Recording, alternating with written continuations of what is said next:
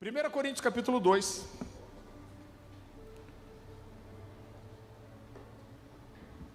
Versículo 1. O apóstolo Paulo está falando aqui à igreja de Corinto. Então é muito interessante, porque em certo momento Paulo vai dizer aqui em Corinto, no capítulo 5, ele vai dizer: eu já vos escrevi por carta anteriormente. Então, quando a gente vê 1 Coríntios, existe outra carta, pelo menos mais uma, né, que a gente entende que ninguém conhece essa carta, mesmo que fosse achada hoje, não seria canônica, mas Paulo está se dirigindo a eles e ele começa falando aqui no capítulo 2 sobre como ele agiu quando chegou na cidade de Corinto. E ele começa dizendo assim, 1 Coríntios capítulo 2, versículo 1. Eu, irmãos, quando fui ter convosco, anunciando-vos o testemunho de Deus, não o fiz com ostentação de linguagem ou de sabedoria, porque decidi nada saber entre vós, senão a Jesus Cristo e esse crucificado. E foi em fraqueza, temor e grande tremor que eu estive entre vós. A minha palavra e a minha pregação não consistiram em linguagem persuasiva de sabedoria, mas em demonstração do Espírito e de poder, para que a vossa fé não se apoiasse na sabedoria humana, e sim no poder de Deus. Para a gente entender a profundidade do que Paulo está dizendo aqui, a gente precisa entender que o mundo em que Paulo nasceu era um mundo apaixonado pela oratória e a retórica pública.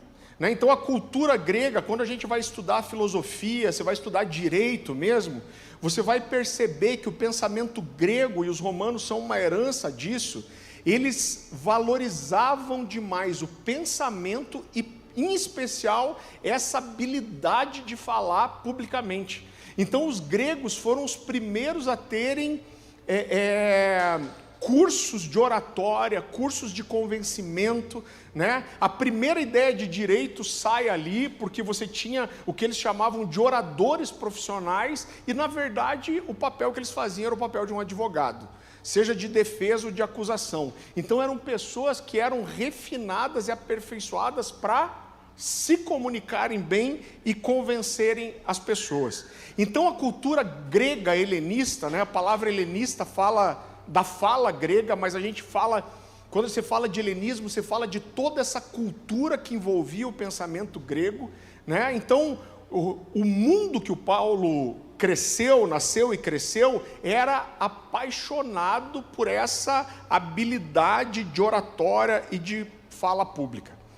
Paulo nasceu numa cidade chamada Tarso, que era a principal cidade da Sicília, e Tarso era conhecida por ser um polo, um centro de filósofos, pensadores e de mestres em retórica. Então esse é o contexto que Paulo nasce. E Paulo, sem dúvida nenhuma, quando a gente junta tudo que a Bíblia fala sobre ele era um cara que, sem dúvida nenhuma, ele tinha uma grande habilidade para falar e para discursar. Não só pelo que a gente olha nas Escrituras, mas pelo contexto que ele vem. Então, a primeira coisa, a gente sabe que Paulo foi educado da forma tradicional judaica. Então, quando Paulo nasceu, e Jesus também, uma coisa interessante tinha acontecido. Os judeus tinham sido dominados pelo Império Romano, né? Então Jerusalém, toda Israel foi tomada e o Império Romano dominou. Eles passaram por vários massacres, a gente falou, não sei quem estava aqui domingo passado, quem estava? Que a gente falou sobre os macabeus. Caraca, vocês fazem rodízio mesmo, gente? Olha isso. Eu acho que a gente tem umas 2.000 pessoas na igreja, mas vem só a cada 3 meses. Que o Senhor tenha misericórdia da sua vida. Gente, que é isso? Misericórdia. Você vê, gente, tinha mais de 300 pessoas semana passada. Quem estava aqui semana passada? Deixa eu ver de volta. Ou tem uns mentirosos no meio, então, porque agora apareceu mais mão. Mas mesmo assim, eu acho que não tem um 20% aqui, né? Você precisa vir com mais frequência, né? A gente entende que a casa é mais importante, mas a reunião pública é importante também. Então, depois da revolta dos macabeus, ali, por exemplo, os judeus foram quase extintos. E mais ou menos aqui é 300 anos depois disso. Então o que acontecia nesse momento é que o orgulho de ser judeu, ele estava renascendo, e os judeus estavam tentando se fortalecer de volta, e eles valorizavam muito o ensino para as crianças. Então era tradicional das famílias judaicas, até os 6 anos de idade, os filhos ficavam em casa com seus pais, mas com 6 anos de idade, eles iam para a sinagoga local e eles começavam a ser alfabetizados e serem ensinados na Torá, principalmente, que eram os 5 primeiros livros da Bíblia. Então é muito interessante, gente, isso tem dado histórico sólido. Eles dizem que até o dos 6 aos 10, a maioria dessas crianças não só aprendia a ler e escrever, mas eles decoravam, memorizavam a maior parte do Pentateuco. Então você vê que o judeu ele tem muito isso da repetição. A gente viu isso num Shabá lá em Israel, eles fazendo ali a celebração do Shabá e as crianças recitando textos de cor. As crianças que passavam dessa fase, porque eles pegavam os mais habilidosos, iam acontecendo vários filtros. Essas crianças iam para um segundo nível da escola, que daí ia dos 10 aos 14, e boa parte desses alunos decorava quase todo o Antigo Testamento. Então a gente sabe que não só Paulo foi educado dentro desse contexto, mas a Bíblia diz que ele foi educado aos pés de Gamaliel. Então quando alguém se tornava um discípulo próximo de um rabino, essa expressão, foi educado aos pés de fulano, falava de alguém que tinha esse envolvimento de ser um talmidim de um rabino. Então a Bíblia fala que Paulo foi educado aos pés de Gamaliel, e Gamaliel foi um cara super conhecido no seu tempo.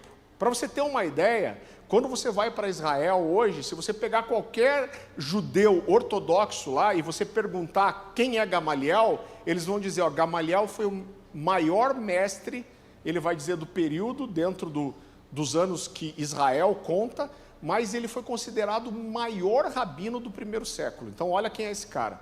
É muito interessante porque a Bíblia fala que os apóstolos são presos e ameaçados. Eles são levados para o Sinédrio. O Sinédrio ficava dentro daquele muro ali onde tinha o templo, a Fortaleza Antônia e o Sinédrio, aonde as autoridades judaicas se reuniam. E a Bíblia diz que os apóstolos são levados ali para serem julgados, inquiridos. E a Bíblia diz que chega uma hora que Gamaliel se levanta e ele fala assim, tira esses homens daqui. E eles tiram. E aí Gamaliel se levanta e todo mundo senta para ouvir ele. E ele fala assim, irmãos, e ele começa a lembrar de alguns homens que se levantaram de terem dito serem o Messias. Ele falou, vocês não se lembram que alguns anos atrás se levantou um homem chamado Teudas, e ele conseguiu juntar 400 discípulos, e o que aconteceu depois? Teudas foi morto e os seus discípulos se dispersaram. E ele diz, logo depois dele, se levantou Judas o Nazareno. É até engraçado isso, pensar que tem um Judas e justamente de Nazaré. Se levantou Judas o Nazareno e ele diz, e esse também juntou uma grande multidão. Mas Judas foi morto e os seus discípulos se dispersaram. E aí ele diz assim, irmãos, se essa obra, ele está falando da obra dos apóstolos, não vem de Deus, eles vão se dispersar também agora que Jesus morreu. Mas se essa obra é de Deus, não existe o que a gente possa fazer para impedir esses homens. Então ele não estava nem dizendo que Jesus era o Messias, mas também não estava negando.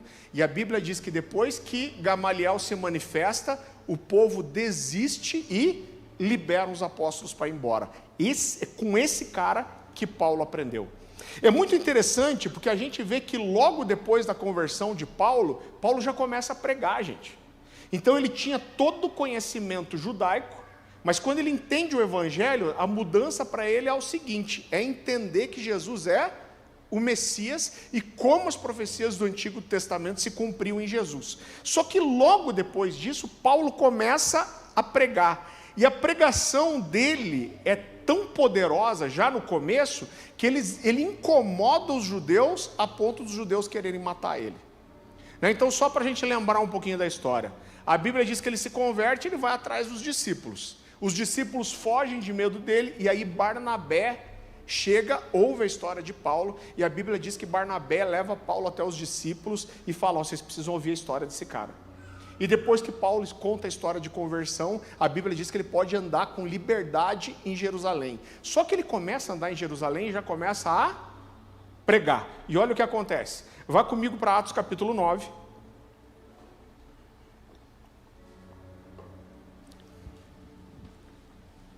Atos capítulo 9, a partir do versículo 20. Você vai ver que o texto começa dizendo assim: logo pregava. O que é o logo ali? É logo depois de Ananias ter orado por ele, né, as escamas dos seus olhos terem caído e Ananias ter profetizado sobre ele. Uma profecia maravilhosa que dizia: eu vim aqui para te dizer o quanto te importa sofrer pelo Evangelho.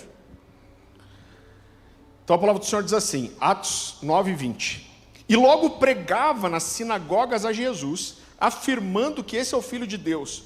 Ora, todos que o ouviam estavam atônitos e diziam: não é esse o que exterminava em Jerusalém os que invocavam o nome de Jesus, e para aqui veio precisamente com o fim de levar amarrados aos principais sacerdotes? Saulo, porém, mais e mais se fortalecia e confundia os judeus que moravam em Damasco, demonstrando que Jesus é o Cristo. Decorridos muitos dias, os judeus deliberaram entre si tirar-lhe a vida. Porém, o plano deles chegou ao conhecimento de Saulo. Dia e noite guardavam também as portas para o matarem. Mas os seus discípulos tomaram-no de noite, ele já tinha discípulo também, e colocando num cesto, desceram-no pela muralha. Então olha só, ele mal havia se convertido, já estava pregando, já tinha discípulos e já incomodava ao ponto de quererem matar ele. Querido, a gente pode dizer que a principal atividade de Paulo era a pregação do Evangelho. Paulo vai chegar a dizer assim: ai de mim se eu não pregar o Evangelho. Vá comigo rapidinho, vamos ler esse texto. 1 Coríntios capítulo 9.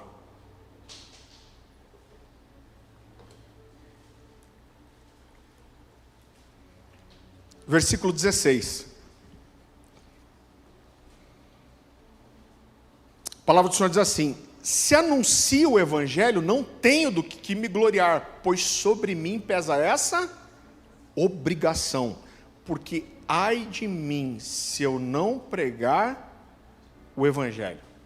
Queridos, Paulo era alguém tão eloquente, você não precisa abrir sua Bíblia. Lá em Atos 24, fala que juntam todas as autoridades judaicas para tentar condenar Paulo e matá-lo, apedrejá-lo. A Bíblia chega a falar, inclusive, que eles contrataram um advogado, né, naquela época um orador profissional, para apresentar as acusações contra Paulo. Só que o que Paulo faz, gente? Eu fico impressionado toda vez que eu olho para esse texto. Então você imagine que estavam reunidos quem ali? Todos os mestres da lei. Os caras mais cabeça, mais inteligentes, mais conhecedores das escrituras. Eles ainda contrataram um orador profissional, todo mundo para acusar Paulo. E olha o que acontece. Esse texto eu quero que você leia comigo. Vá para Atos capítulo 23.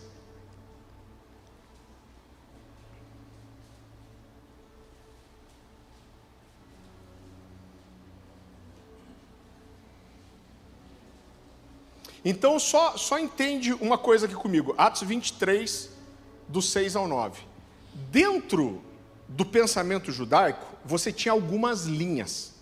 Então, as três principais eram os fariseus, os saduceus e os... Meu Deus do céu, me deu um branco. Alguém me ajuda? Fariseus, saduceus e... Não... Esqueceu-os. Não lembro, gente. Mas tem lá, está na Bíblia, tá? Então, só que eles tinham linhas teológicas diferentes. Eles tinham algumas divergências. Mas na hora de acusar Paulo, estava todo mundo junto. E olha o que Paulo faz para se defender. Atos capítulo 23, versículo 6. Então Paulo, sabendo que alguns deles eram saduceus e outros fariseus, bradou do sinédrio: irmãos, sou fariseu, filho de fariseu, e estou sendo julgado por causa da minha esperança na ressurreição dos mortos.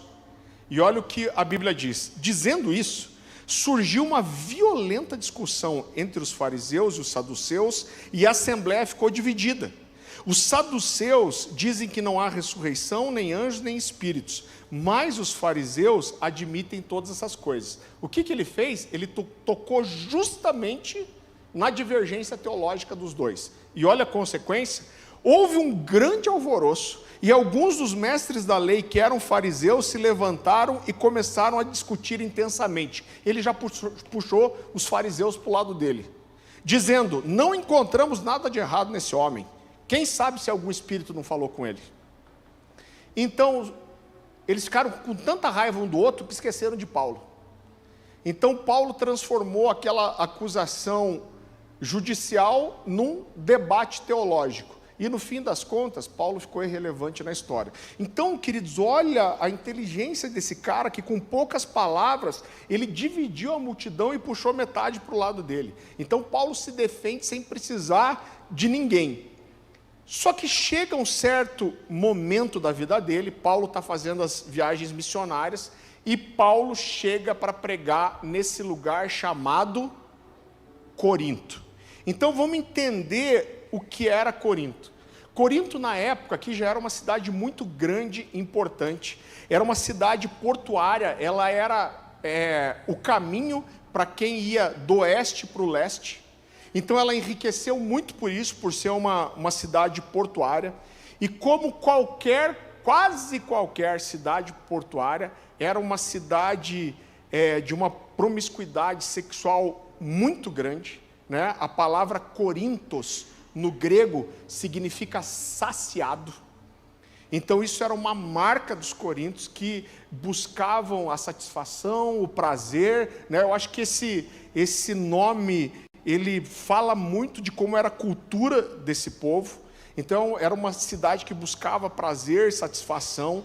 E Corinto era também uma das maiores cidades da região, e dentro da cultura grega helenista era muito forte em Corinto também a questão da oratória e do discurso público.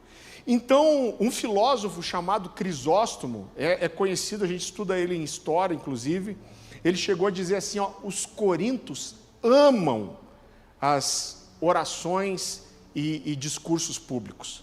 Esse povo era apaixonado por isso. E, queridos, quando a gente olha para o início da igreja, a gente vai perceber que o pregar na rua foi a base do cristianismo.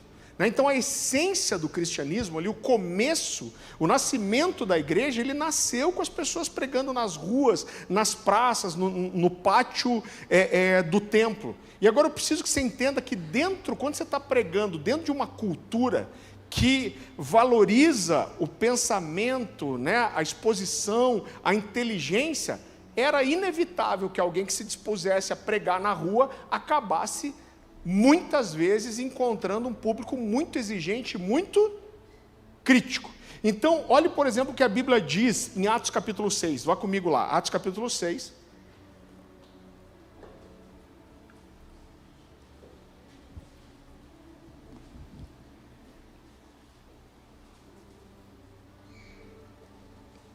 A gente vai ler a partir do versículo 8. A palavra do Senhor diz assim: Estevão, então a Bíblia está falando aqui da pregação de Estevão. Estevão, homem cheio da graça e do poder de Deus, realizava grandes maravilhas e sinais entre o povo. E qual foi a consequência? Contudo, levantou-se oposição dos membros da chamada Sinagoga dos Libertos, dos judeus de Cirene e de Alexandria, bem como da província da Sicília e da Ásia. Ou seja, ele mexeu com um monte de sinagoga aqui. Esses homens começaram a discutir com Estevão. E qual foi a consequência? Mas não podiam resistir à sabedoria e ao espírito com que falava. Então a Bíblia fala de duas coisas aqui. Ela fala que Estevão falava com sabedoria e cheio do Espírito. Queridos, o que isso mostra para a gente? Que nesses dias aqui, nesse contexto, se o cara queria pregar, ele tinha que ser bom. Ele tinha que saber do que ele estava falando. E Paulo, nesse momento, chega em Corinto, que provavelmente era um dos piores lugares do mundo para se pregar. Por quê?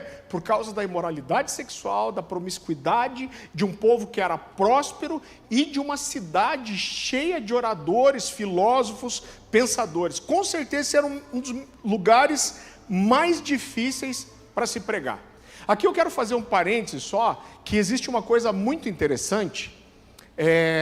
Clemente, que foi um dos primeiros bispos da igreja, e aí Eusébio de Cesareia, que é ali de 300 e pouco depois de Cristo, eles fazem o registro histórico da única descrição de como Paulo era fisicamente que existe.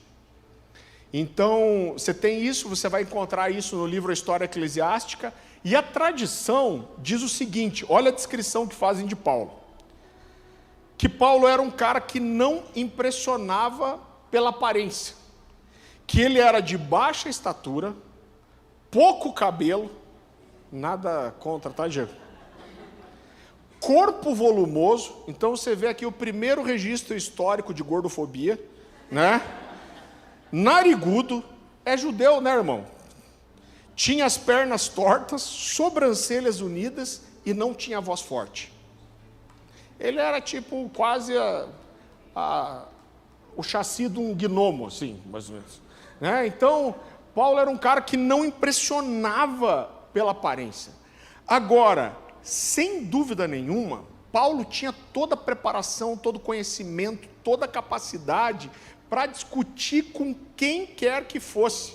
Né? Paulo não ia se apertar com ninguém. Mas quando Paulo chega nesse momento de talvez pregar no lugar mais difícil da vida dele, Paulo diz o primeiro texto que a gente começou a ler. Ele diz assim: eu, irmãos, quando fui ter convosco, anunciando-vos o evangelho, anunciando-vos o testemunho de Deus, não o fiz com ostentação de linguagem e nem de sabedoria. Parece que no momento que Paulo mais precisava de toda aquela habilidade, ele disse, mas eu não vou usar isso com vocês. É muito interessante, eu estava até estudando um material sobre oratória esses tempos.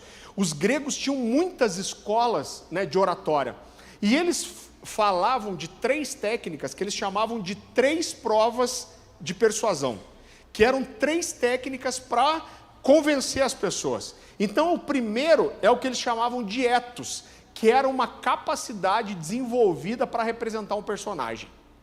Então eles diziam assim, olha, quando você for tentar convencer alguém de alguma coisa, você tem que mostrar que você acredita naquilo, você tem que ser intenso, você tem que cuidar com a sua impostação de voz, é quase representar um personagem. Essa era a primeira técnica. A segunda é o que eles chamavam de patos. O patos era uma habilidade de mexer com a emoção das pessoas. Mexer com o coração, contar uma história triste, contar uma história engraçada, mexer com a emoção para tentar ganhar a confiabilidade daquelas pessoas. E em terceiro lugar, a terceira prova é o que eles chamavam de demonstration, que era a habilidade de apresentar os argumentos de uma forma que fizesse sentido. Então os gregos, eles apresentaram tudo isso, e era muito conhecido de qualquer grego, o ethos, o patos e o demonstration. Mas aí Paulo fala assim, eu quando fui ter convosco, eu fui em tremor, temor e grande temor. Para mim, o que Paulo está fazendo é fazer uma comparação e contraste. Sabe o ethos, patos e demonstration? Não é isso que eu vou usar. Paulo está dizendo, eu podia usar de toda a minha habilidade retórica, todo o meu conhecimento, toda a minha habilidade, mas eu estive entre vocês em fraqueza, temor e grande tremor. Irmão, você olha para isso e fica pensando, cadê aquele cara eloquente, educado aos pés de Gamaliel, que não precisou de ninguém para se defender? Parece que no momento que Paulo mais precisava, ele abre mão dessas coisas. Agora eu quero que se entenda que isso não significa que Paulo está pregando contra o conhecimento e contra a sabedoria. Porque quando a gente olha para os ensinos de Paulo, né, e esse é um princípio elementar das Escrituras, eu falei sobre isso ontem à noite aqui, que a Bíblia ela tem que ser entendida como um todo. Para que a gente entenda um tema, a gente tem que saber o todo que a Bíblia diz sobre aquilo.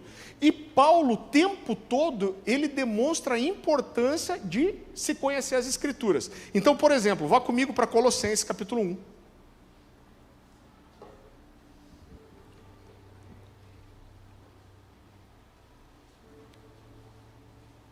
Colossenses capítulo 1, a partir do versículo 9, Paulo diz assim aos Colossenses: por essa razão, também nós, desde o dia em que ouvimos, não cessamos de orar por vós e de pedir que transbordeis no quê? No pleno conhecimento da sua vontade, em toda sabedoria e entendimento espiritual, a fim de viveres de modo digno do Senhor, para o seu inteiro agrado, frutificando em toda boa obra e crescendo no pleno conhecimento de Deus. Paulo vai fazer muitas vezes isso, tanto para Timóteo como para Tito, mas eu vou ler um texto só, onde Paulo destaca para Timóteo a importância de Timóteo não só aprender as Escrituras, mas ensinar todo mundo que estava debaixo dele. Então, rapidinho, 1 Timóteo capítulo 4.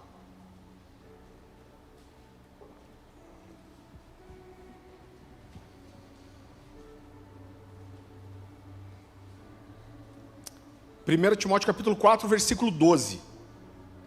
Olha o que Paulo diz. Paulo diz para Timóteo: ninguém despreze a tua mocidade. A versão NVI vai dizer assim: ninguém te despreze pelo fato de você ser jovem. Então é isso que ele está dizendo. Não se deixe intimidar por você ser novo.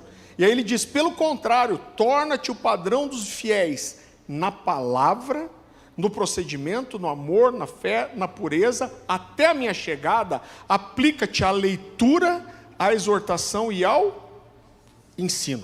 Então Paulo vai falar para Timóteo, inclusive Paulo vai dizer, né, um dos motivos dele ter escolhido Timóteo, ele diz: olha, eu sei que você desde criança conhece as sagradas letras, que você recebeu as Escrituras como leite da sua mãe. Então o que Paulo está falando aqui não é sobre desprezar o conhecimento. Paulo não está dizendo: esqueça o conhecimento. Né? Erroneamente, como algumas pessoas usam, eu já vi tanta gente usar isso da forma errada, né? A letra mata, mas o Espírito vivifica. Irmão, isso não tem nada a ver com escolher entre a Bíblia e o Espírito Santo. Quando Paulo fala isso, ele está fazendo uma comparação entre a antiga aliança, porque ele vai dizer depois: ao conhecimento da lei fez eu descobrir que eu sou um pecador e que eu mereço a morte. Ele falou: mas é o Espírito que me ensina, que me capacita a viver esses mandamentos. Então ele não está dizendo que é ruim a Bíblia, a palavra, pelo contrário. Então quando alguém fala a letra mata, mas o Espírito vivifica, não está, irmãos, pelo amor de Deus, não está falando que você tem que escolher entre o Espírito e as Escrituras, né? Por quê? Porque o Espírito e a Bíblia, eles não concorrem. Eles não ficam um contra o outro, eles são complementares, eles andam juntos. Né? A palavra de Deus vai dizer: vocês erram por não conhecer as Escrituras e nem o poder de Deus. São as duas asas da águia, as duas coisas têm que andar juntas. Então o que Paulo está falando aqui não é contra o conhecimento, mas o que Paulo está mostrando é que só o conhecimento não era o suficiente. Ele está dizendo: você precisa ter esse conhecimento todo, mas importa o poder por trás da verdade dos argumentos. Então, em outras palavras, o que Paulo está dizendo para eles é: olha, eu poderia vir aqui e convencer vocês através do meu conhecimento, da minha habilidade, da minha capacidade de argumentar e convencer, só que se eu fizer isso, eu vou ganhar vocês de forma natural. Agora entenda uma coisa: nada que é edificado de forma natural pode ser sustentado espiritualmente. Tá, então o que eu quero dizer? Irmão, eu poderia fazer aqui um monte de coisa que atrai gente.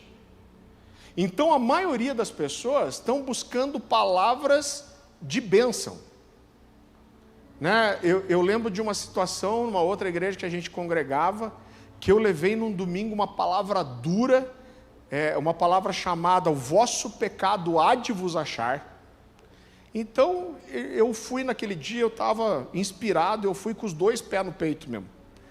E daí um dos pastores me falou: Farley, eu estava na porta, e daí quando você estava pregando, estava mais ou menos na metade da pregação, eu vi 2 mulheres sair da igreja. E elas saíram reclamando: a gente vem na igreja para se sentir bem e só fica apanhando. Então assim, irmão, você vai na igreja para se sentir bem, vai para o shopping, né? Vai para outra coisa, porque o objetivo do evangelho não é fazer se sentir bem, não, né? E agora as pessoas estão procurando isso.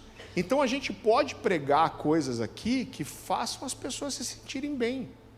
Só que se eu atraio as pessoas de forma natural, eu nunca vou conseguir sustentar essas pessoas espiritualmente. Elas só vão permanecer enquanto eu estiver agradando a mente e o ego delas. O dia que eu começar a pregar contra pecado, elas vão embora. Se eu fizer só evento aqui para atrair as pessoas e cantar só coisa que agrada o coração, eu posso atrair um monte de gente, mas o dia que eu começar a confrontar com a palavra, elas também vão embora. O dia que eu começar a falar sobre profundidade nas escrituras do compromisso com Deus, elas vão embora. Por quê? Porque aquilo que é edificado naturalmente não pode ser sustentado espiritualmente. Então, por isso Paulo fala: minha palavra, minha pregação não consistiram em linguagem persuasiva de sabedoria, mas em demonstração do Espírito e do poder. Para quê? Para que a vossa fé não se apoiasse em sabedoria humana, e sim no poder de Deus.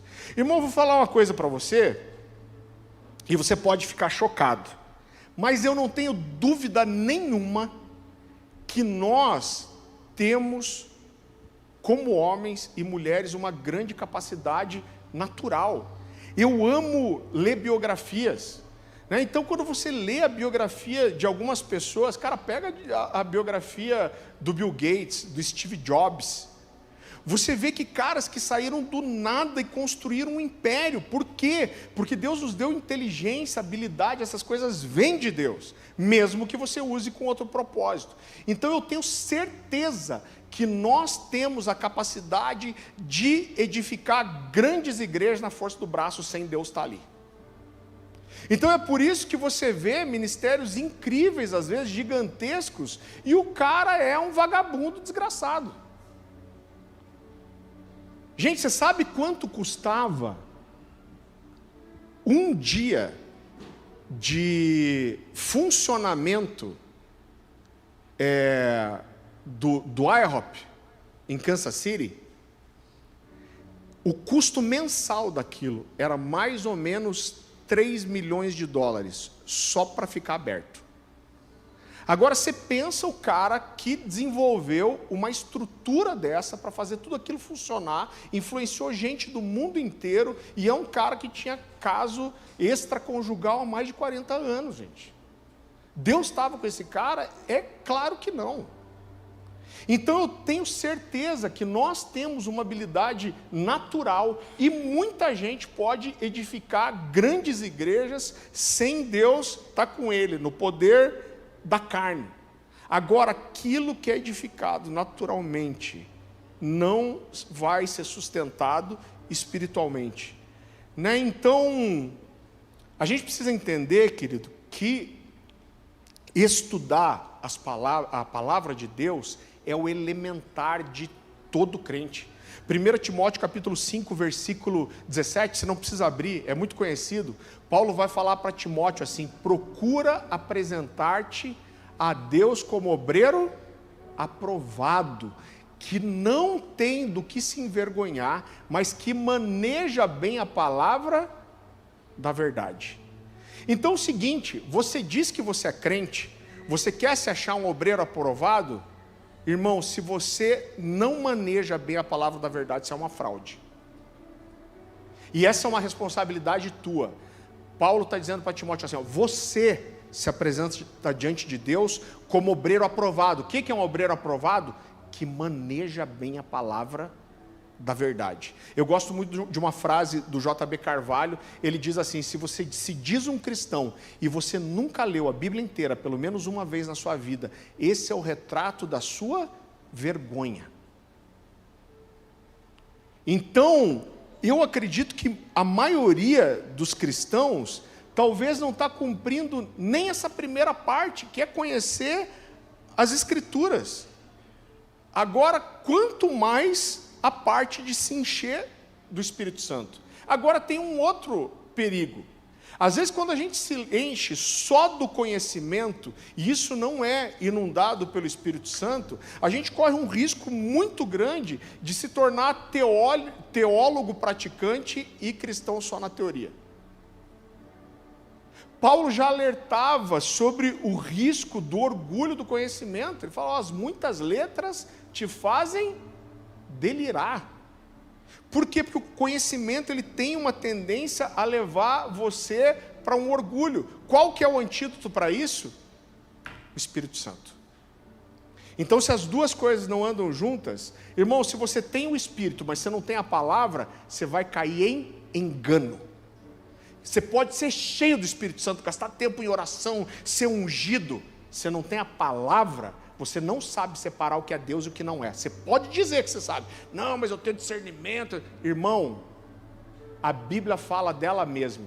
A palavra de Deus é como uma espada de 2 gumes, capaz de separar juntas e medulas. Ele diz o que depois? Alma e espírito. Está tudo aqui dentro de você. E você acha que é tudo espírito. Como que você separa o que é alma e o que é espírito? A palavra. Aí a palavra vem e ela passa, e ela separa. Isso aqui é espírito mesmo, isso aqui é a sua alma. Então, se você tem só o espírito e não tem a palavra, você vai cair no engano. Se você só tem a palavra e não tem o espírito, você vai cair em orgulho, em frieza espiritual, em mornidão. E queridos, 2 extremos, eles são perigosos. Então, o que Paulo está ensinando para eles aqui não é algo contra o conhecimento. Mas Paulo está mostrando que só o conhecimento não é suficiente. Né? Existe um nível de entendimento das Escrituras que a gente só vai chegar pelo Espírito, irmão. Você pode ter o melhor mestre que for.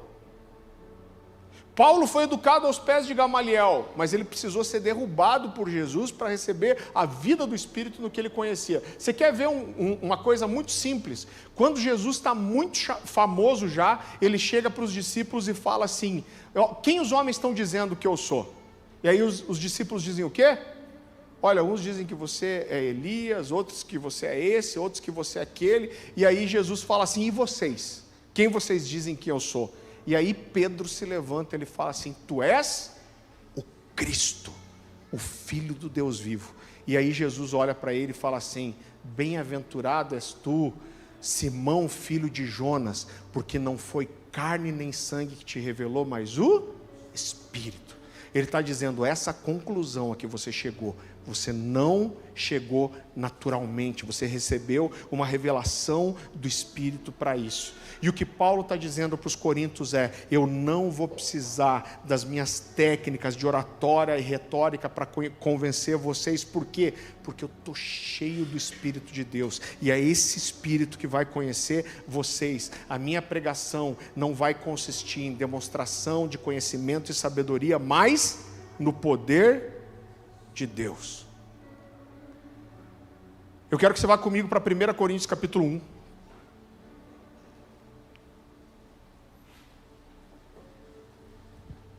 Versículo 21 agora, olha o que Paulo vai dizer. Reforça só esse entendimento. Visto que a sabedoria de Deus, 1 Coríntios 1, 21, visto como na sabedoria de Deus o mundo não o conheceu, por sua própria sabedoria, aprove a Deus salvar os que creem pela loucura da pregação. Porque tanto os judeus pedem sinais, como os gregos buscam sabedoria, mas nós pregamos a Cristo crucificado, escândalo para os judeus e loucura para os gentios, mas para os que foram chamados, tanto judeus como gregos, pregamos a Cristo, poder de Deus e sabedoria de Deus. As duas coisas, poder e sabedoria. O que Paulo está dizendo? O mundo se dividia em duas partes aqui, o mundo que Paulo evangelizava. Ou era judeu ou era grego. Aí ele vai dizer, quando eu prego para os judeus querem sinais. Eles querem, você está dizendo que Jesus é o Messias? Qual sinal que você me dá? Como quando Jesus foi crucificado e eles gritavam, você não é o Filho de Deus? Então se salva a você mesmo e desce daí. Me dá o sinal que é você. Agora ele diz, quando eu vou pregar para os gregos, o que os gregos querem? Sabedoria, conhecimento. Ele está dizendo, olha, os gregos vão querer sabedoria, os judeus querem sinais. Ele está dizendo, mas nós pregamos o Cristo crucificado, e é loucura para qualquer um dos dois. Então, para quem eu pregar, o evangelho, ele vai chocar, ele vai ser uma contracultura, mas para quem receber, vai ser poder e salvação. Então eu acredito, querido, que mais uma vez que muitos de nós não fazem nem a primeira parte, que é conhecer as Escrituras, porque a gente só sabe que tem que buscar do Espírito, porque a Bíblia diz isso.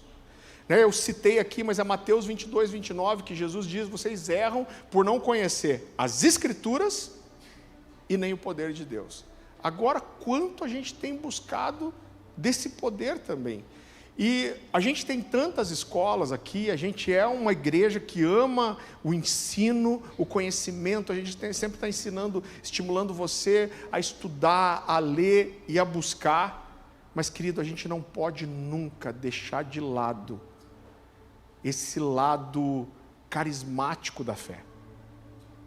Tem duas histórias que eu gosto muito de contar, que ilustram isso.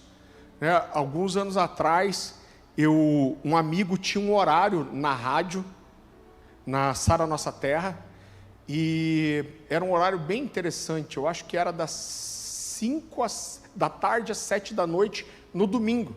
Então era o horário que o pessoal estava dentro do carro para ir para a igreja. Irmão, eu achava que ninguém ouvia a rádio, porque eu não ouço rádio nunca. Eu fiquei impressionado com o alcance que tem. Eu descobri que acho que só eu que não ouço, Mas esse amigo me chamou e falou, Farley, você quer fazer um programa seu dentro aqui? Se eu não me engano, eu tinha 23 minutos. Então, ele me chamou, eu falei, cara, só que eu não consigo estar, era ao vivo o programa dele. Eu falei, cara, eu quase nunca vou conseguir estar ao vivo, porque eu tenho que estar na igreja às 6 horas. Ele falou, não, Farley, você pode fazer o seguinte, grava, mas grava assim, bem formal, como se fosse ao vivo, e você me dá o CD, na época, e eu solto o CD lá. Meu sogro trabalha com áudio. Eu cheguei e pedi um arrego para ele, falei, Mário, me ajuda aqui que eu preciso gravar umas mensagens. Então eu ia para lá, era um desafio, porque aí tinha uma abertura, tinha um patrocinador, e eu pregava tipo 20 minutos. Então você pegar uma mensagem de 1h15 que eu prego e transformar em 20 minutos era um desafio. Fazia um resumão, sentava lá. O Carlinhos, que trabalha para a gente na igreja, que hoje era quem editava as mensagens já na época, e eu falava, Carlinhos, eu vou gravar corrido aqui. O que errar, deixa errado mesmo. Só põe as vinhetas e me dá o CD. Então eu ia, uma vez, sei lá, a cada 20 dias, ia lá e gravava 3, 4 mensagens dessas, colocava no CD e entregava para o cara. E eu lembro que chegou, eu acho que foi uma sexta-feira, e ele me ligou e falou, Farley, acabou todas as tuas mensagens aqui, eu preciso de uma mensagem. Eu falei, cara, mas é sexta-feira, como que eu vou gravar uma mensagem? Ele falou, cara, dá um jeito. Ele falou, eu vou estar em tal lugar, no centro, tal hora, você consegue me entregar lá? Acho que era 8 horas da noite, você consegue me entregar? Eu pego o CD e eu resolvo. Eu falei, meu Deus do céu, saí do trabalho, tipo 6 horas, fui correndo para o estúdio e falei, vou gravar, nem que seja uma mensagem. Só que, irmãos, naquele dia abençoado, eu estava no 3º dia de um jejum só na água. E eu não sei se já fez um jejum mais prolongado, a cabeça fica meio lerda. Eu tenho uns amigos que parece que sempre estão num jejum assim, Mas você fica com a cabeça, tem um delay, Tipo, você vira para o lado, parece que a cabeça vem depois, assim. Então você fica meio devagar. E eu fui gravar uma mensagem, e no meio da mensagem eu estou falando, o Espírito de Deus me constrangiu. Irmão, não era constrangiu, era me constrangeu. Só que sabe quando você fala constrangiu? Acho que tem alguma coisa errada aqui. Só que eu estou ali gravando, correndo com o tempo, esperando, irmão, toquei o barco, nem... Falei, acho que essa palavra está meio errada, mas fui e gravei. Gravei, terminei rapidinho, dei para o Carlinhos editou. Eu falei, estou indo lá levar para o cara no centro, correndo o CD. Irmão, só que no caminho, eu nunca ouço mensagem minha. Eu nunca ouvi uma mensagem minha na vida. Por quê? Porque eu sou tão crítico, que acho que se eu ouvir uma mensagem, nunca mais vou conseguir pregar essa mensagem, porque eu vou achar horrível. Verdade, gente. E aí eu inventei de pôr o CD no carro e foi ouvindo. Quando eu estou ouvindo, eu ouvi eu falando, e o Espírito de Deus me constrangiu. Eu falei, meu Deus do céu, senti corar as bochechas na hora. Eu falei, constrangiu, mano. O Espírito de Deus me constrangeu. De onde que eu tirei constrangiu? Eu falei, não vou entregar isso. Eu falei, como vou? Eu falei, talvez o povo não perceba muito. Só que a desgraça foi que em 20 minutos de mensagem, eu falei umas 3, 4 vezes o bendito do constrangiu. Irmão, eu fiquei desesperado. Eu falei, meu Deus, eu não vou entregar. E o cara me ligando, você já está chegando. E aí parei onde que o cara estava, entreguei o CD até assim, né? Tipo, entrego, não entrego. Ah, mano, entreguei. Eu lembro que eu brinquei com a Dani. Falei, manda uma mensagem para a tua família aí, proíbe todo mundo de ouvir a mensagem. Essa semana ninguém pode ouvir a mensagem. Eu falei, Dani, eu falei, constrangiu. Como assim constrangiu? Eu falei, pois é. Fiquei constrangido. E aí o que aconteceu, irmão? Eu fiquei tão envergonhado com aquilo, que aquilo não me saiu o final de semana inteiro da cabeça. Beleza. Passou o domingo. Irmão, em todo o tempo que eu fiz aquele programa na rádio, eu nunca recebi tanta mensagem, e-mail, testemunho e convite para pregar como naquela mensagem. Então, falei as palavras tudo errado, minha cabeça estava lenta pra caramba, mas a conclusão que eu tenho é que Deus estava em mim, irmão. Então é claro que eu não estou dizendo para você que a coisa só vai acontecer quando você fizer 3 dias de jejum e ficar meio debilitado mentalmente, né? Mas é que a gente confia demais na nossa capacidade, a gente esquece dessa capacitação do Espírito. Tem outra história que eu gosto demais. O pastor Luciano, ele fazia, todo ano ele levava alguns pastores para a África, com o pastor Osney. Eu, inclusive, encontrei o Osney mês passado, descobri que ele está morando aqui no Brasil, está com uma escola de missões, vou até ministrar lá no Carnaval agora. E ele levava esse grupo para lá. Irmão, você ir para... Quem já foi para a África aqui? A gente está com o Paulo e a Ariadna ali, eles... dá até vergonha de falar perto deles, que eles já foram para tudo quanto é lugar. Quem já foi para a África aí? Levanta a mão. Ô, nós estamos precisando despachar uns irmãos aí, hein? Aí, Paulo, vamos pegar esses mais caras de Mauricinho, assim, vão tudo mandar para lá. Para tocar os africanos, não, é para tocar eles mesmo, né? Então é isso que está precisando. Irmão, você vai para lá e você descobre uma coisa, que higiene não existe na língua Swahili, né? Então a coisa lá é meio complicada.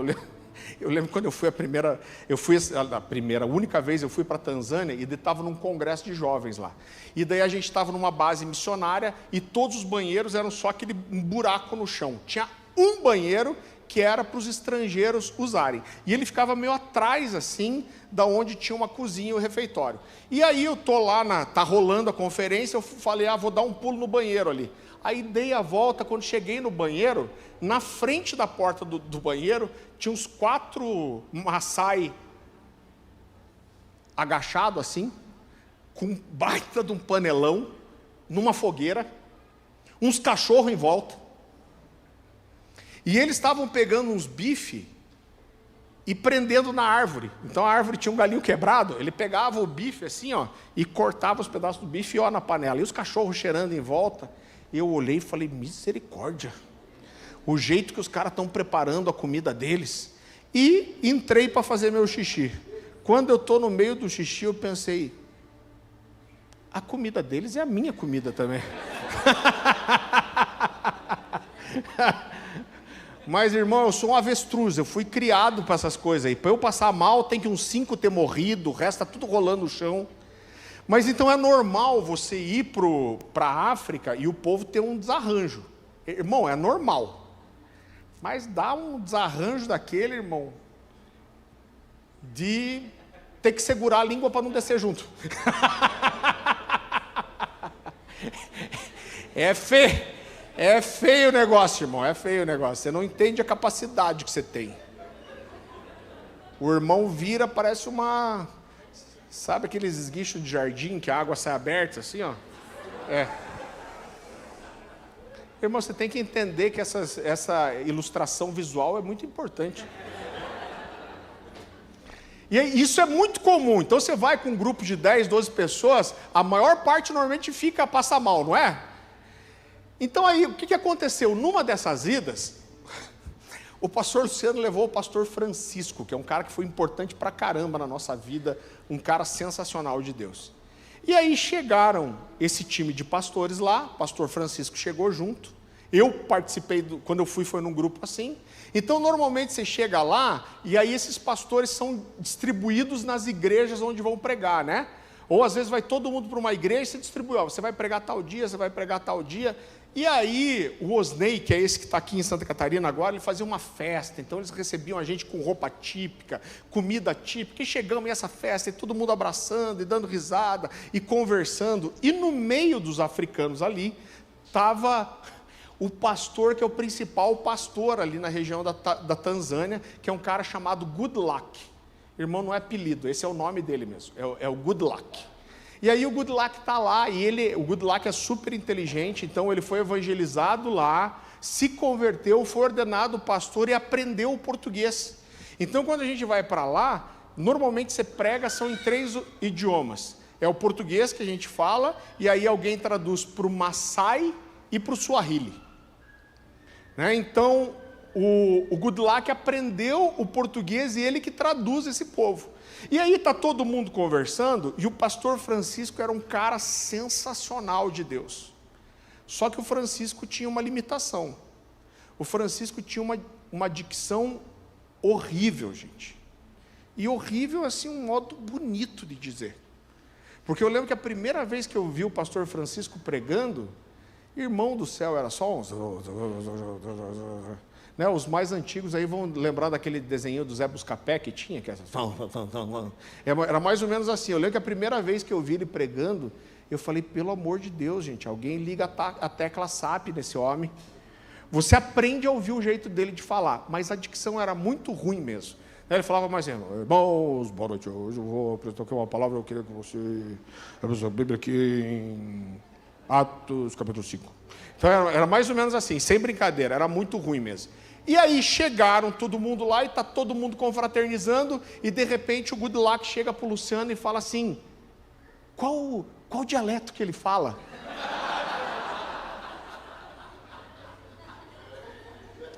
E o Luciano falou, cara, nessa hora que caiu a ficha, falou, meu Deus, nós que somos brasileiros não entendemos o Francisco, como que o Goodluck vai traduzir o Francisco? E falou assim, cara, eu vou ter que derrubar o Francisco da agenda. E o Francisco ia pregar na primeira noite, ele queria honrar o Francisco. Aí nessa hora, o Luciano chega assim e fala, pastor Francisco, eu estava pensando, e acho que amanhã, na primeira noite, eu falei que você ia pregar, mas acho que vamos pôr você, vamos ver essa agenda depois para você, mas posso eu pregar? O Francisco sempre, muito simples, muito humilde, falou...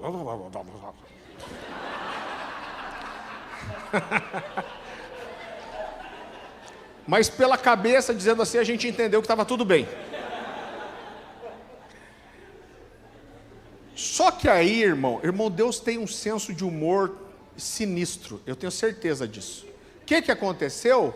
O Luciano, abençoado, já no primeiro dia passou mal. Mas passou mal assim daquele jeito que nós falamos aqui, tem que segurar a língua. E aí, irmão, não conseguia sair do banheiro. E aí estava dando a hora do culto, o Luciano falou, meu Deus, cara, o que eu vou fazer? Eu não vou conseguir ir. Eu vou ter que mandar o Francisco mesmo para pregar. E chegou para o Francisco e falou, Francisco, eu estou passando muito mal. Eu acho que você vai ter que pregar no meu lugar. E o Francisco falou. E aí, beleza. E aí os carros saíram para levar para essa igreja. e o Luciano foi para o banheiro mais umas 2 vezes. Mas depois da segunda vez, eu acho que o refil acabou. E ele sentiu que esvaziou, deu uma firmada no negócio. E ele falou, cara, eu acho que eu vou conseguir pregar. Eu vou ver se tem alguém com carro lá na base, vou chegar correndo, tem o louvor primeiro, acho que eu vou conseguir salvar a reunião. E ele conseguiu um carro mesmo e foi correndo. E disse que quando chegaram na igreja, ele já desceu para ver se dava tempo para ele entrar a ponto de pregar. E aí, diz que quando ele saiu do carro, ele já ouviu um barulho de uma choradeira na igreja. Ele falou, opa, está acontecendo alguma coisa. Ele disse que quando ele entrou na igreja, a maioria das pessoas estavam no chão chorando. O Francisco estava no púlpito, com a mão na cabeça do pastor. E aí o que aconteceu? Chamaram o Francisco, em vez de ele começar a pregar, ele começou a falar em línguas. E ele começou a falar em línguas, e ele falou em Swahili, e falou do pecado do pastor. E a congregação foi para o chão. E o Luciano falou, cara, naquela hora Deus falou para mim, você está aí querendo salvar o negócio? Você devia era voltar para o banheiro e deixar o Francisco meter o louco. Então, queridos, a gente não pode deixar de lado nessa parte mística do Evangelho. Então, quando a gente olha para Pedro, né, que era aquele cara irascível, impulsivo, sanguíneo, a Bíblia diz que quando eles são presos, a Bíblia diz que Paulo e João se levantam e todos ficaram admirados com a sabedoria com que eles falavam, porque sabiam que eles eram pescadores. Então eles não tinham só sabedoria, mas eles tinham a unção do Espírito. Né? Vá comigo para Atos capítulo 4.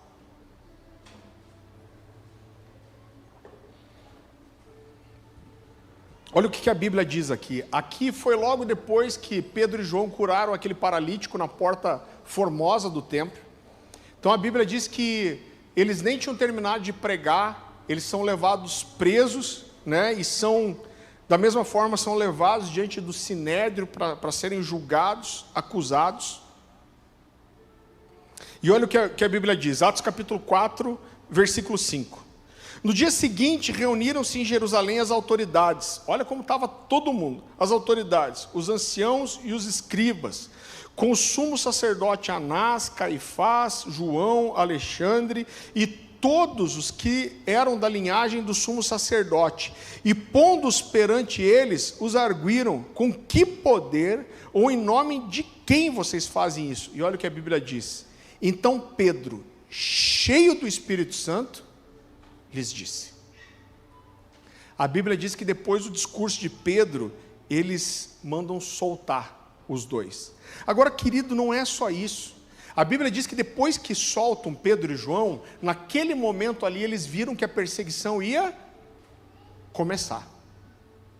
E a Bíblia diz que quando eles são soltos, eles vão direto para uma casa onde os irmãos estavam reunidos. Quem eram esses irmãos? Provavelmente parte daqueles 120 que tinham sido batizados no Pentecostes.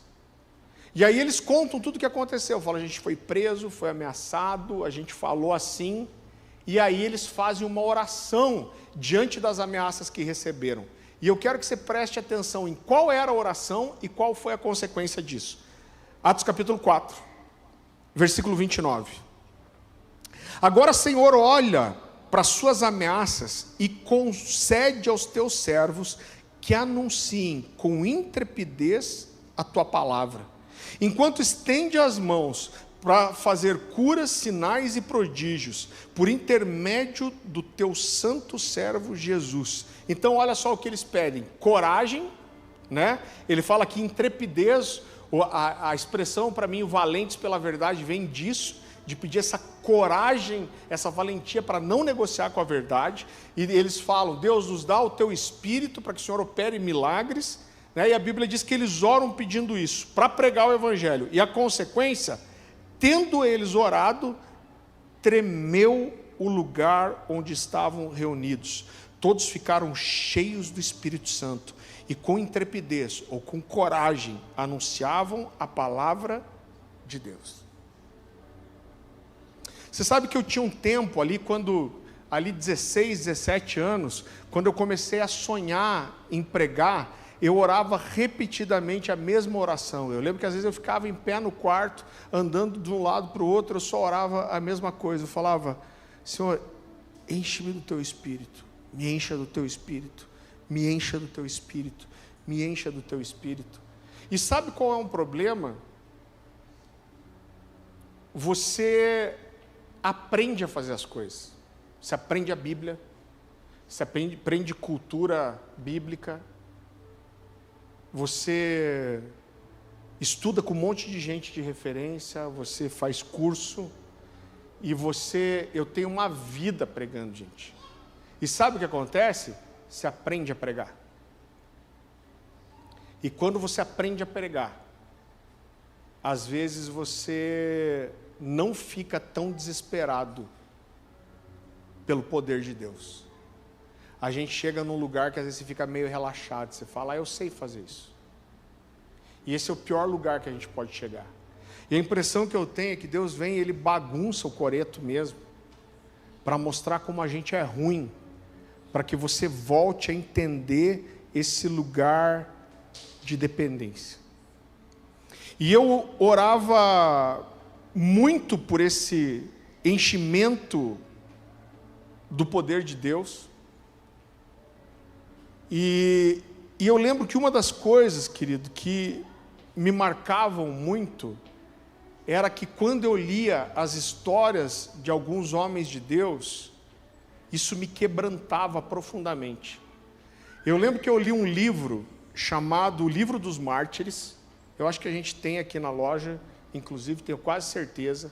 Ele não é um livro que ele é muito legal do começo ao fim, porque eles são registros das mortes que tiveram, né, nos tempos de perseguição. Alguns registros desses, inclusive, eram registros católicos. Então a história é muito interessante, porque esse cara que é o autor, chamado John Foxe, se eu não me engano, ele era um professor em Oxford, e ele quis fazer um registro das mortes que a Igreja Católica causou. E quando ele começa a estudar esses documentos, esse cara se converte pelo testemunho daqueles mártires. E diz que quando ele estudava esses materiais, ele era tão tocado que ele chorava a ponto de uivar chorando. E chegaram a expulsar ele da faculdade porque achavam que ele estava louco. E ele se converteu ouvindo as histórias desse homem. E várias das histórias que eu ouvi me marcaram a me levar às lágrimas, irmão, que falam de um coração quebrantado. Eu quero ler uma história só. Ela é bem curtinha, mas ele fala de um cara chamado Quirino, que era bispo da Sícia.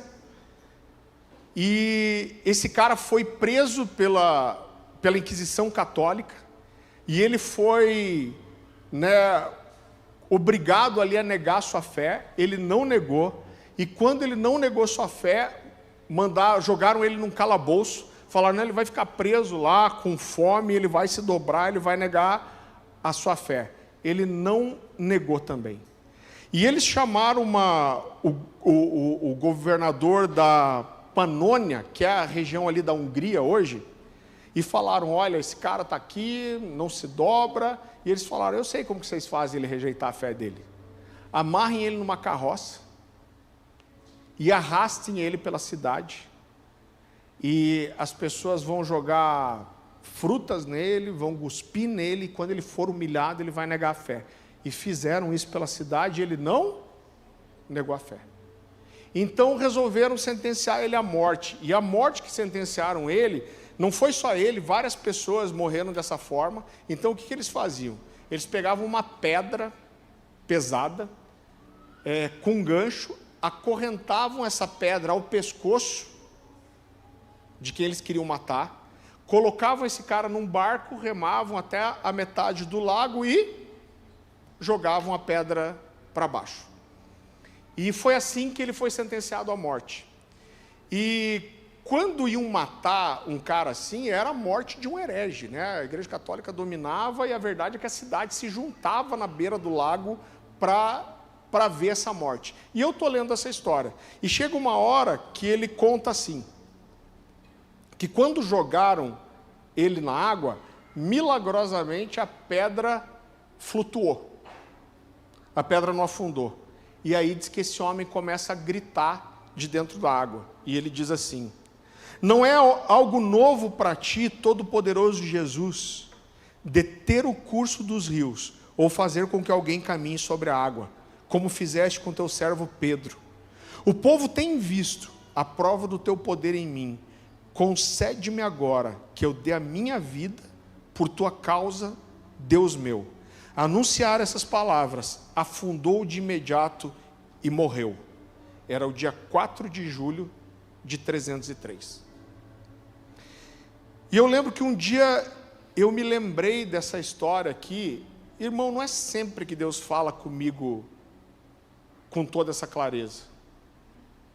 Mas eu ouvi Deus, sabe, eu lembrei dessa história e eu ouvi Deus me falando assim: que saudade de que quando você viu uma história dessa, você estava mais interessado em experimentar do que entender. E eu percebi que só o conhecimento, às vezes vai levando a gente para um lugar onde a gente acaba ficando mais interessado em entender as coisas de Deus do que experimentar. Aquilo me levou, irmão, para um lugar de arrependimento, de entender a importância de um coração e espírito quebrantado, e entender esse lugar de dependência do Espírito. Leonard Ravenhill, que é o cara que escreveu Por que Tarda o Pleno Avivamento, ele diz que ele nunca conseguiu acreditar em um pregador que pregava sem lágrimas. Então eu não estou querendo colocar uma regra para você, mas para mim isso é um termômetro. Quando eu começo a ficar muito tempo sem chorar, eu fico incomodado, irmão. Eu não sou o cara que chora mais fácil. Eu falo, a Dani chora assistindo até Tom e Jerry. Mas é muito difícil eu chorar, eu choro na presença de Deus.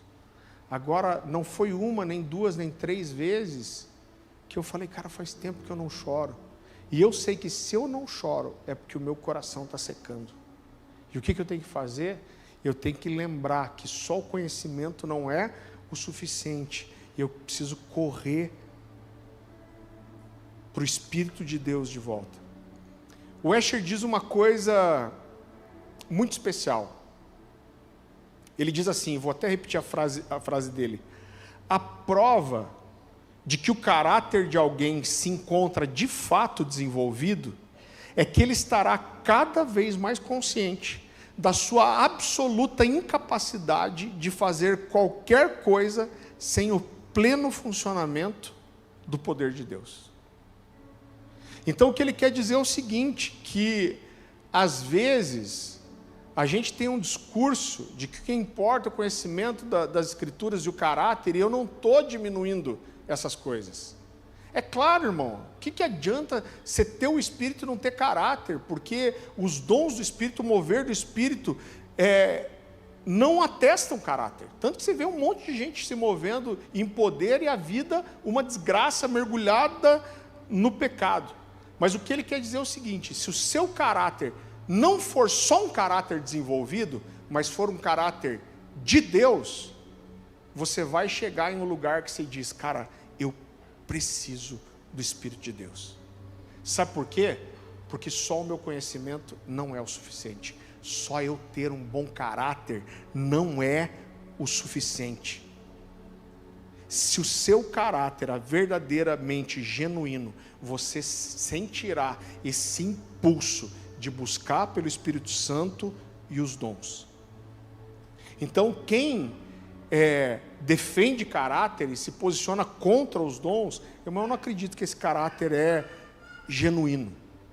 Porque o verdadeiro caráter de Deus, ele vai ultrapassar o limite natural e ele vai entender que a gente tem uma dependência do Espírito de Deus. Quando Jesus fala sobre o Espírito Santo, ele cita Isaías e ele diz assim: o Espírito do Senhor está sobre mim porque ele me ungiu para. E tudo que vem depois envolve servir o próximo. A unção do Espírito Santo na nossa vida é para servir o outro. Então, se você acha que essa unção, essa capacitação do Espírito é desnecessária, porque você tem caráter, você não está pensando no outro. É o que Paulo fala: eu não vou usar de palavra persuasiva e de convencimento. Por quê? Porque eu estou cheio de Deus. Eu não preciso disso. Irmão, e eu não sei qual é o nível de experiência que você tem, mas quando você vê Deus se mover, eu lembro, o Ozi está aqui? Não, está aqui o Ozi. A gente tem várias pessoas proféticas aqui na igreja, eu amo isso. Mas eu lembro de uma das vezes que me marcou muito, a gente recebeu um time de pastores aqui. Eu não vou dizer qual que é a igreja, porque não tem tanto pastor lá, você vai ficar especulando. Mas a gente recebeu alguns amigos que são muito de aliança com a gente hoje, e eles chegaram, se eu não me engano, eles estavam em 4 pastores.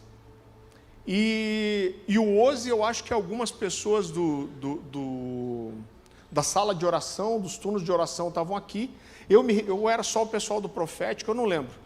Eu sei que a gente estava reunido na sala, eles bateram 1 hora, e o Ozi falou assim: Farley, a gente quer orar e liberar uma palavra para eles, podemos orar? Eu falei: pode, cara. E aí eu lembro que o Ozi foi atrás de um desses pastores, segurou no ombro dele. O Oziel, quando a gente desamarra ele, eu fico até com medo, irmão. E ele já começou assim: Deus está vendo o que aquela moça está fazendo. Deus está vendo o que ela está fazendo para você. Mas Deus manda te dizer: não se preocupe, porque Deus vai tratar com ela. Você vai ver Deus apertar essa moça. Eu olhei e eu confesso para você que eu fiquei com medinho. Eu falei: gente, essa palavra é muito específica. E aí liberaram outras palavras, alguns eu conhecia mais. E o pior é que esse pastor que liberou a palavra, eu estava conhecendo no dia. E aí quando, beleza, o profético saiu, tal, a gente foi à noite para minha casa e eu cheguei e falei: cara, e aquela palavra que o Oziel falou sobre a moça, fez sentido? E eles me contaram a história. Eles falaram assim: cara, ele casou com uma mulher que já tinha uma filha, muitos anos atrás, era pequenininha. Ela agora é uma moça, acho que de 20 e poucos anos, e ela tem arrebentado o coração dele, porque apesar de ela não ser uma filha de sangue, ele criou essa menina, ama essa menina, e ela está judiando dos pais demais. A menina estava fazendo coisa terrível, e o cara estava chegando a deixar de lado o ministério, porque não estava conseguindo alinhar a família por causa dessa moça. Eu falei: miserável do Oziel, cara. Então, quando você pega o poder, às vezes, de você dar uma palavra profética, porque o que diz? Não está falando de como Oziel é incrível, mas quando você vem com uma palavra tão específica, a pessoa que está ali está recebendo e dizendo assim: cara, Deus está olhando para mim. Eu não estou sozinho, Deus está vendo a minha dor. Deus está vendo o que está acontecendo. Deus pegou um cara que nunca me viu na vida, numa igreja que eu nunca vi na vida, onde ninguém me conhece, para ser tão específico. Deus está falando comigo. Então isso leva a gente para esse lugar de dependência, irmão, né? E de entender que só o nosso caráter, e ele precisa estar lá, só o nosso conhecimento bíblico, e ele precisa estar lá, mas eles não são suficientes. A gente precisa estar nesse lugar de depender do Espírito de Deus e da capacitação de Deus. Nos últimos 2 anos, talvez até um pouco mais, a gente viveu muitos milagres de ver como a igreja nasceu, tudo que Deus tem feito em nosso meio. Por outro lado, a gente passou por situações que arrebentaram a gente. Eu e a Dani, talvez até principalmente. Cara, porque você chega num lugar que você fala: Deus, se não for você, não me faça subir desse lugar se a tua presença não for comigo. Eu posso estudar, eu posso buscar, eu posso ter um caráter irrepreensível, não é suficiente. Eu preciso de tudo isso, mas eu preciso saber que é o Senhor. Eu preciso do teu Espírito, eu preciso da tua capacitação, eu preciso de revelação, senão eu não sei escolher, eu preciso de revelação, senão eu erro, eu preciso entender o que o Senhor tem para a igreja, porque senão eu vou para um caminho contrário. Eu preciso do teu Espírito em todas as coisas. O Senhor tem, desde o ano passado, me falado muito. A gente sempre foi uma igreja que valorizou o profético, os dons espirituais, mas isso está queimando no meu coração. E eu creio que a gente precisa falar muito sobre isso esse ano. E a gente precisa ser muito intencional nessa busca pelos dons, pela cura, pelo enchimento do Espírito, por ter mensagens onde a gente ensina sim. Amo estudar, irmão, sou apaixonado. Eu vou para Israel, eu fico deslumbrado com as coisas, tentando entender, fazendo as conexões com aquilo que eu conheço das Escrituras, mas não é o suficiente. A gente precisa que tudo isso seja encharcado pelo óleo fresco do Espírito. Você recebe essa palavra? Eu vou fazer uma coisa aqui, eu queria chamar os músicos já. Eu não vou terminar aqui, eu só vou pedir uma coisa para você. Se quiser ir embora, você só não fica conversando aqui dentro. Abaixe sua cabeça, feche seus olhos. Mas eu queria que você olhasse para a sua vida, se você não tem levado um cristianismo que é só racional, o quanto você tem entendido esse lugar de dependência do Espírito de Deus, da direção de Deus, da voz de Deus, do poder de Deus, da unção de Deus. Eu não sei se os seus olhos têm estado secos. Talvez você está sentado aí, você nem lembra a última vez que você chorou na presença de Deus. Tem alguma coisa errada. Depois que eu soltar o microfone aqui, está abençoado, liberado para ir para sua casa. Não que não tivesse antes também. Mas só quero saber que você não precisa se incomodar, você precisa sair.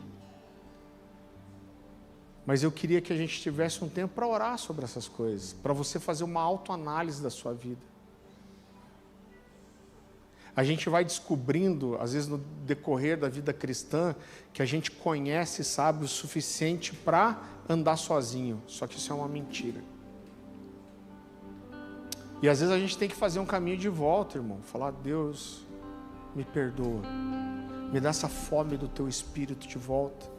Me dá essa sede de ver teus dons se manifestarem. Me dá essa expectativa de glória mais uma vez.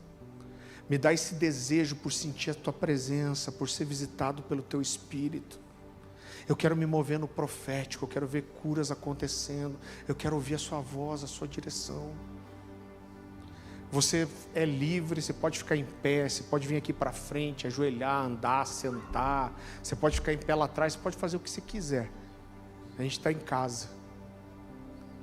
Mas não perca esse momento, talvez é essa hora que o Senhor vai colocar uma brasinha aí dentro para queimar de volta, ou vai soprar o que está quase morrendo, para que seu coração seja provocado pelas coisas do Espírito de volta. Se você quiser orar alto, irmãos, pode fazer o que você quiser, a gente é livre aqui no Espírito, mas que a gente possa gerar esse ambiente e colocar essa mensagem diante do Senhor e falar: Deus, me ajuda. O que eu tenho não é suficiente.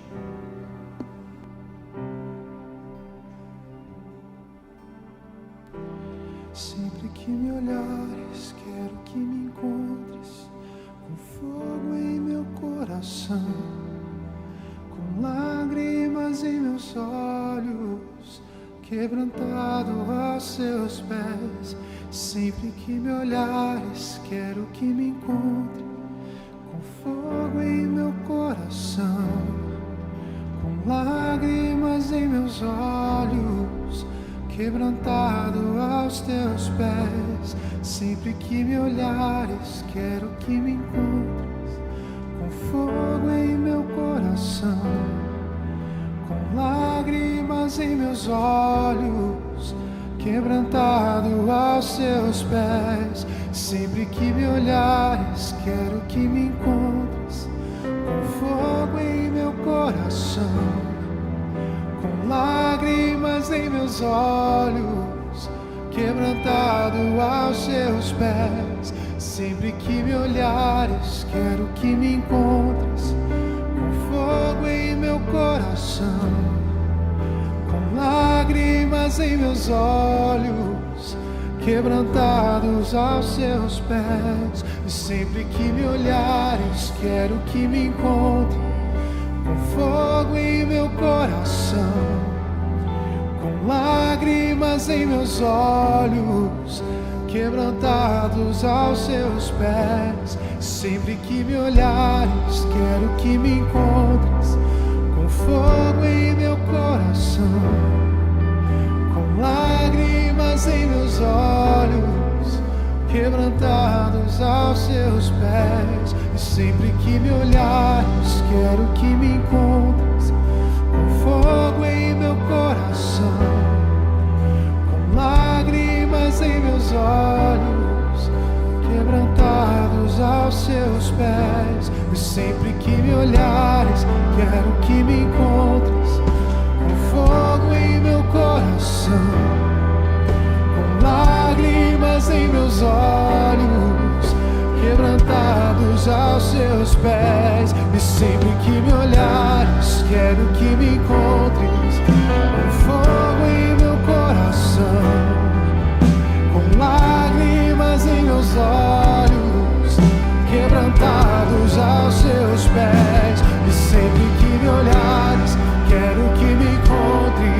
com fogo em meu coração, com lágrimas em meus olhos, quebrantados aos teus pés. E sempre que me olhares, quero que me encontres, com fogo em meu coração, com lágrimas em meus olhos, quebrantados aos teus pés.